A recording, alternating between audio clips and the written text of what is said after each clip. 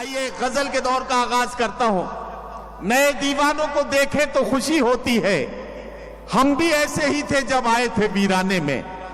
آئیے ایک ایسے شاعر سے ملاقات کراؤں جس نے ابھی جلد ہی میں مشاعروں کی دنیا میں قدم رکھا ہے اور دھیرے دھیرے اپنی کامیابی کے راستے پر گامزن ہے۔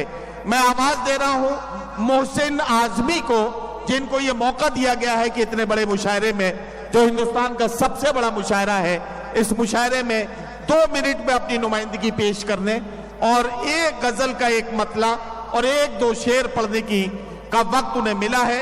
تالیوں کی گونج میں ان کو موقع دیجئے تاکہ وہ پڑھنا شروع کریں اور محسن اعظمی کا کلام سنیں۔ یہ کس نے چڑھائے ہیں 2 پھول عقیدت کے، کیا کہنا، واہ واہ۔ یہ کس نے چڑھائے ہیں 2 پھول عقیدت کے، یہ کس نے چڑھائے ہیں 2 پھول عقیدت کے،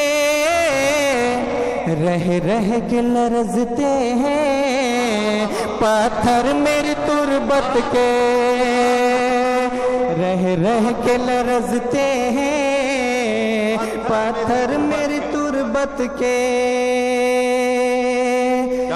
نفرت کی ہر ایک دل سے مٹ جائے گی خوشبو تک، نفرت کی ہر ایک دل سے مٹ جائے گی خوشبو تک، نفرت کی ہر ایک دل سے مٹ جائے گی خوشبو تک، یوں پھول کھلائیں گے گلشن میں محبت کے، یوں پھول کھلائیں گے